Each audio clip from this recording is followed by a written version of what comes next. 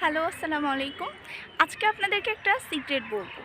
ধরুন আপনি কারোর বাসায় গেলেন এবং সেখানে গিয়ে যদি সেই বাসায় কোনো ছোট বাচ্চা থাকে, আর যদি সেই ছোট বাচ্চাগুলো আপনাকে পছন্দ না করে কিংবা ভালো না পায়, অথবা আপনাকে এড়িয়ে চলে কিংবা তার আচার-আচরণই এরকমটা বোঝায় যে সে আপনাকে অপছন্দ করছে, তাহলে বুঝে নিবেন যে অবশ্যই তার সামনে আপনার নামে নিন্দা করা হয়েছে।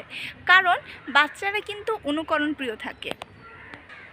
আবার কিছু বাচ্চা হয় যারা এমনিতেই স্বভাবত মানুষকে অনেক বেশি এড়িয়ে চলে। আমি তাদের কথা বলছি না।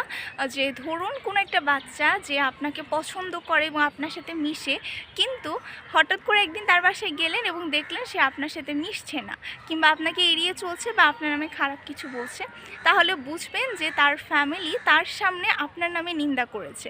এই কারণেই বাচ্চাটা আপনাকে অপছন্দ করছে, কারণ তার ফ্যামিলি যেহেতু আপনার নামে খারাপ কিছু বলেছে, তাই সে ধরেই নিয়েছে যে আপনি একজন খারাপ মানুষ, অ্যান্ড এই জন্যই সেও আপনাকে এড়িয়ে চলছে।